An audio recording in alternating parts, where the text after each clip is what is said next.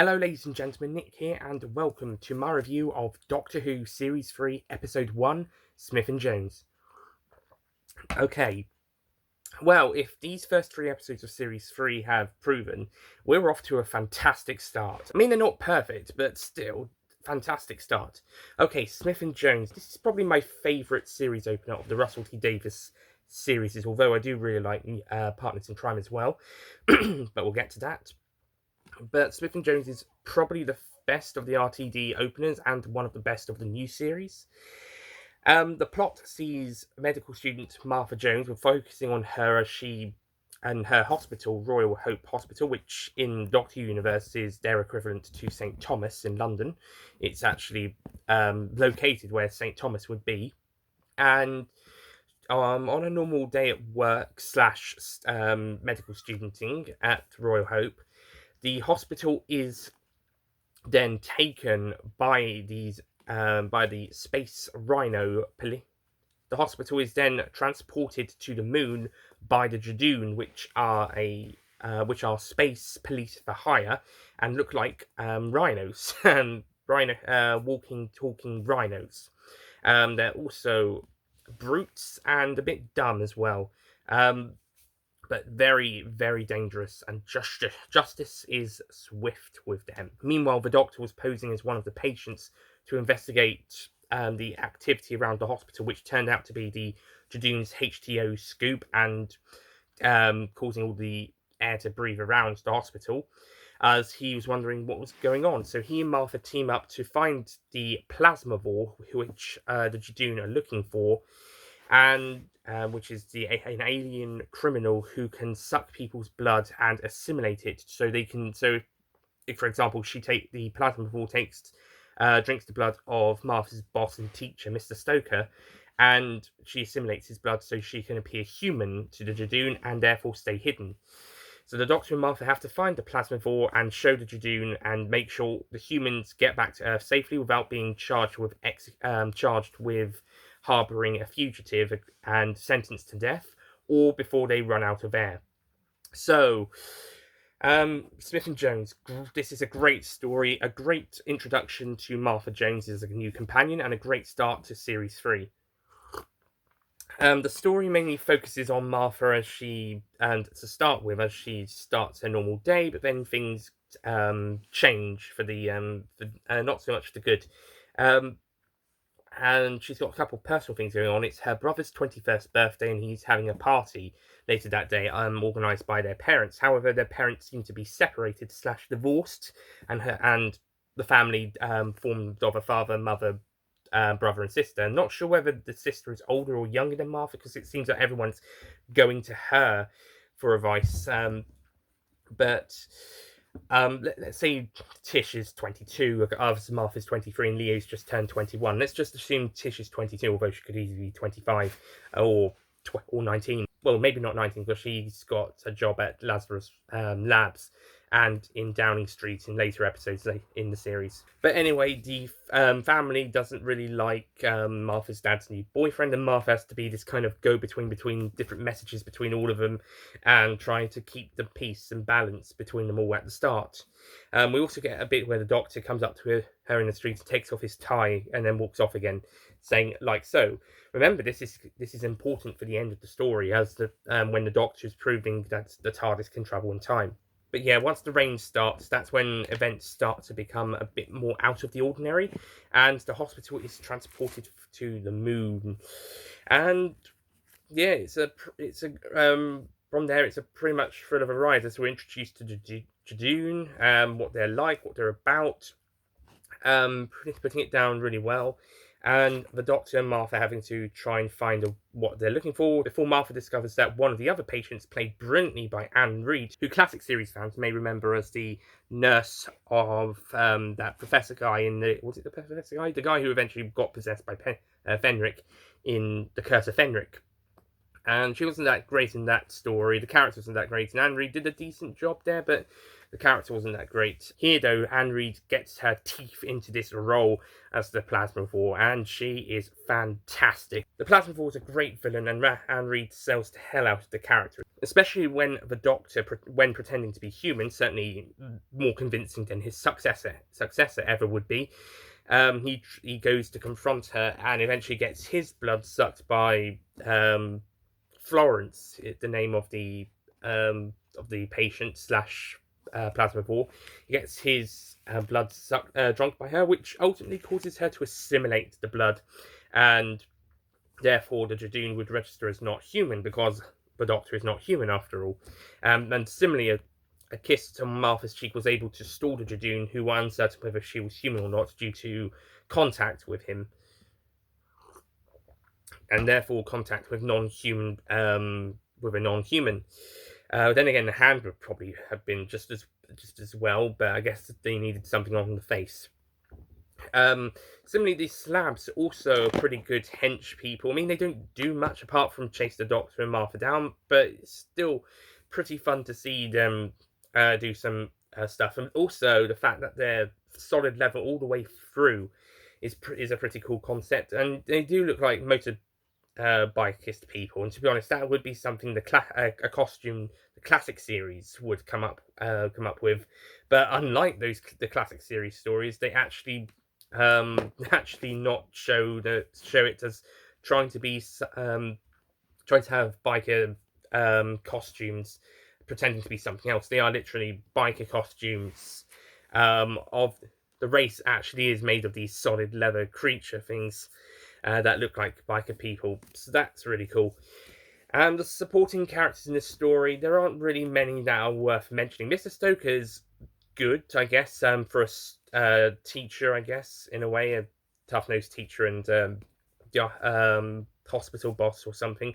And there's a likeable medical student called Oliver Morganson who interacts with the police, the Judoon, a few times in the episode. He's all right. There's Martha's other friend who isn't as good as well, and she only has a few minutes of screen time. The Doctor actually the 10th Doctor actually lets out some of his inner Colin Baker in a few scenes at one point when they first meet.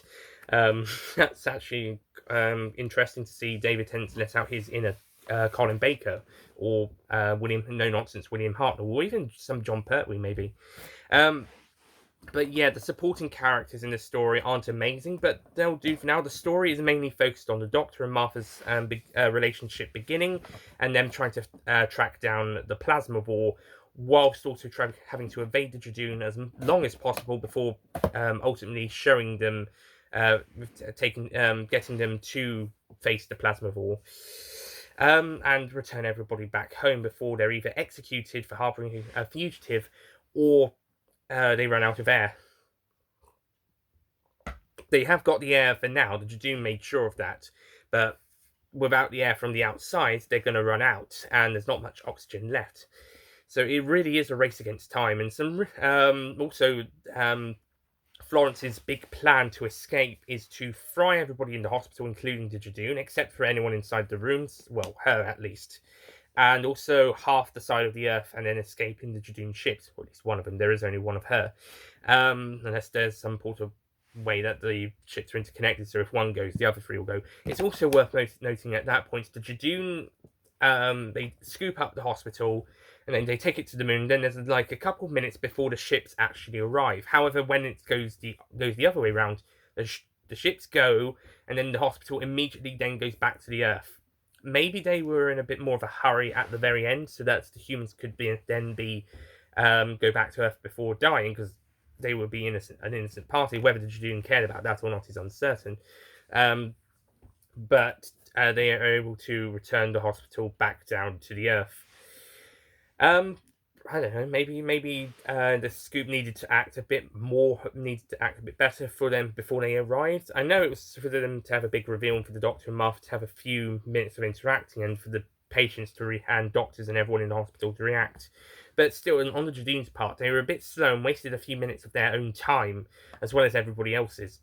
Well, apart from Florence's, when she already had her plan in motion, to get down to the moon. Yeah, it was just something I noticed that I just thought was a bit strange that they took a few minutes to get there after scooting the hospital, but on the way taking it back, it was almost immediate. But anyway, that's just a minor issue. That's not really a huge problem with the story, just that the Judoon aren't the best timekeepers. Maybe they should go and talk to the doctor. He can probably give them a good lesson about keeping time. That'd be fun. That should have been the plot of Fugitive of the Judoon. I'm joking. But the main focus on the story is, of course, the Doctor and Martha's relationship beginning, and Martha Jones, off the bat, is a fantastic character, and Freema Agyeman does a fantastic job in the role, and her chemistry with David Tennant is on point, and also the Doctor is also absolutely brilliant in this story. It's also worth noting that due to Freema Agyeman having played Adiola, was it, in Army of Ghosts, they make the connection of them being cousins. So Adiola, I believe that's the name, from Army of Ghosts, who sadly dies, is Martha's cousin, and they mentioned the Battle of Canary Wharf. But yes, and the stuff with the family, whilst the family themselves needed a bit more development over the series, I mean, Leo only gets a few scenes in a couple of episodes. I mean, he gets a few scenes here. He's a bit more present in Lazarus Experiment, but he doesn't do much. And then one or two scenes in Stand Drums and one or two scenes in Last of the Time Lords, and that's really about it. Reggie Yates plays him, but he doesn't really get to do much outside of being knocked out in the Lazarus Experiment. Similarly, I can't remember all the actors, but I know Angie O'Hara plays Francine. She's probably the most developed out of the four. I'll get back to her. Tish is probably the most fun. And she gets the most to do in Lazarus Experiment, and gets a few stuff here. But ultimately, this family just doesn't have much character range. Maybe if they were in a few more stories, it would help, or maybe if they popped up a bit more in Series 4. Similarly, Clive Jones only appears in 3 episodes here, and in the finale, the last 2.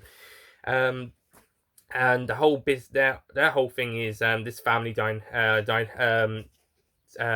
family squabble about him having a girlfriend, Annalise, who's I'll let if you've seen the episode, or if you're going to watch the episode, I'll let you make your decision on her.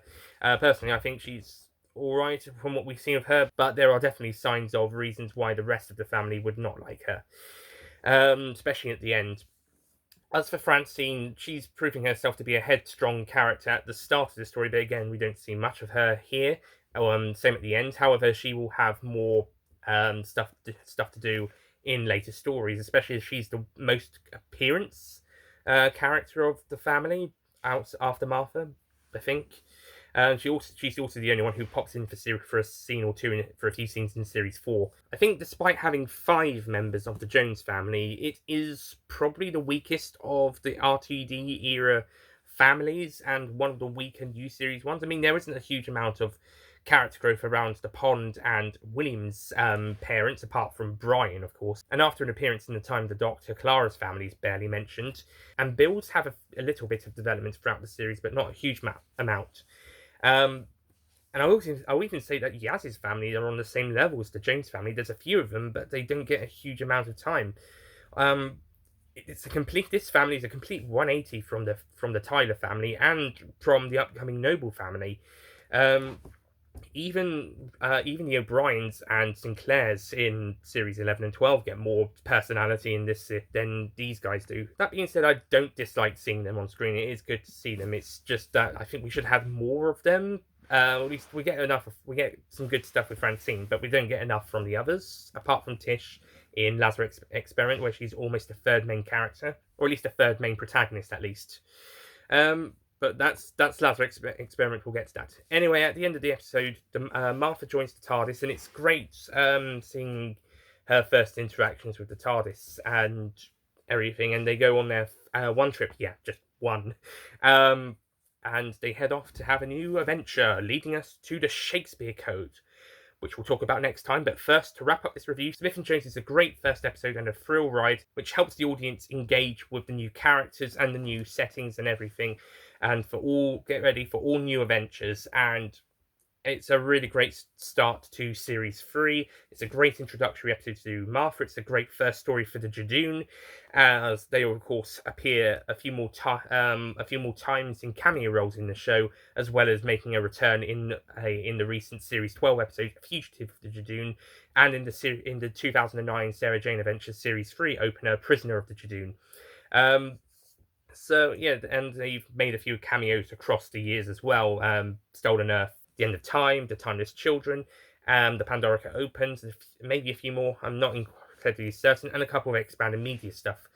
In fact, the quick read novel Revenge of the Judoon came out later in this year, and I think that was the story where that's the reason why they weren't allowed to go to Earth. That story, the events of that story set in 1902. So that's why they can't go to Earth, because they're banned. Then again, in Prisoner of the Judoon and Fugitive of the Judoon, they didn't look like they were following those rules. I mean, yeah, Captain Taibo crashed in Prisoner, but his 4 associates and the ones in the Fugitive deliberately went to Earth. So the ones in the Pandorica Opens, you could probably excuse due to the fact that Earth was not off limits at that point, and it was the Alliance. They probably weren't following the rules anyway. Yeah, like I said, great episode. But as I was saying, this is a great episode for the Judoon. Probably their best, depending on what I think of the Sarah Jane Adventures story, Prisoner of the Judoon, on a rewatch. But yeah, this is a great story and a really entertaining way to get us started into this new series and with the new characters and monsters / villains.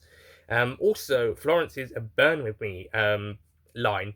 That's going to be a bit more of a relevant line later in the series, in a certain episode written by future showrunner Chris Chibnall about a spaceship almost crashing into a sun. We'll get to that episode at a later point. However, unlike what me and my family thought at the time, that is not the series arc of this series. But the series arc does have some sort of appearance in this episode, in the form of posters and mentions of the person that's saying that the posters are saying that you should vote for this person to become your prime minister. Yes, certain Mr. Saxon, like I said in the Runaway Bride review, I'm sure he's going to be a great ally of the Doctor's. Let's wait and see. So, Smith and Jones, after all of that, I'm going to give this story a 9 out of 10.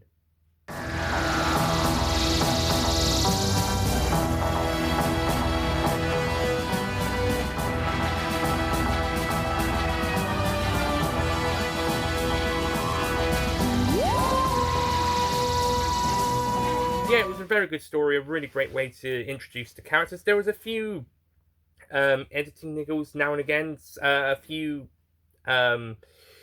transitions looked like the ones that we got from Runaway Bride, except it wasn't really from one camera from one side of the room looking to a shot from the camera on the other side of the room. It actually looked like they were swapping locations this time. But yeah, apart from a few editing niggles, especially at the start with the family scenes, where, well, there would be the normal cutting between characters, but then you get these awkward, tiny edits of shots of a reaction, perhaps. Yeah, despite the storytelling and production values being on their A game in this series, the editing's starting to slow down a bit. It's not so bad in the following stories, or at least the next 2 anyway. But yeah, Smith and Jones is a great start to the new series. Tune in next time where we continue to ride with the Shakespeare coach. I'll see you guys next time. Goodbye.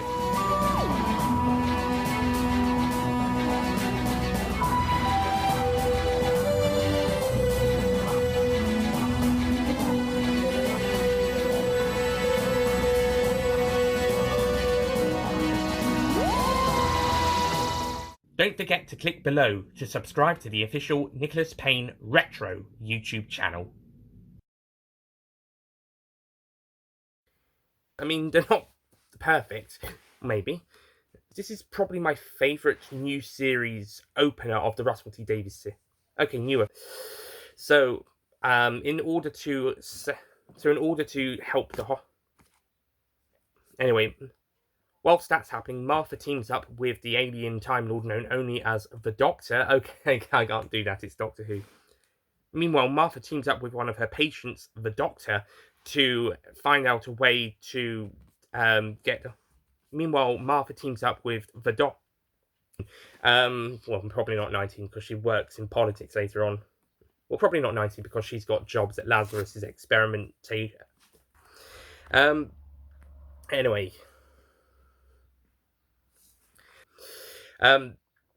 But yeah, once we get inside the hospital, things start. Well, but yeah, once the rain starts, there seems to. Before it turns out that one of the patients, Martha, was before turning out that two classic series fans may remember was the nurse character in The Curse of Fenric. Not well, I would say not too long ago. Here, on the other hand, Anne Reed lets loose and gets her. The Plasma Lord's a great villain, although there isn't a huge amount of, especially when the Doctor pretending to be a human and more convincing than his. But yeah, that's a bit. Yeah, especially as some people get a bit annoyed about the 13th Doctor just talking to giving a Jaduna lecture on time. Oh, this fucking fan base. I'm gonna cut that, but I'm not including that. But I wouldn't be surprised if there was qualities from.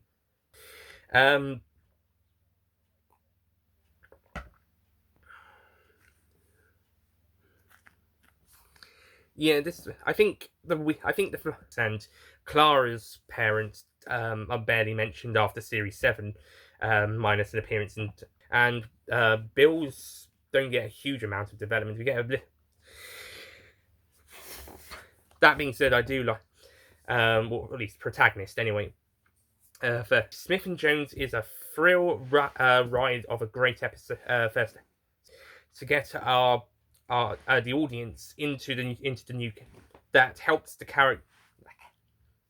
audience get into the new start of the end of time. Maybe the Magician's Apprentice if they're at the at Dorian's bar, perhaps. Although that didn't stop them fugitive of the Jadoon, but that lot didn't look like they were paying attention to the rules. And in Prisoner, well, one of them crashed, but the other 4, well, then again, in Prisoner,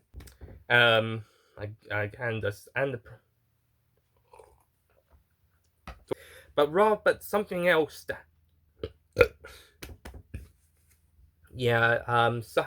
I think despite the storytelling going, it's not so bad in the next story though, thank goodness.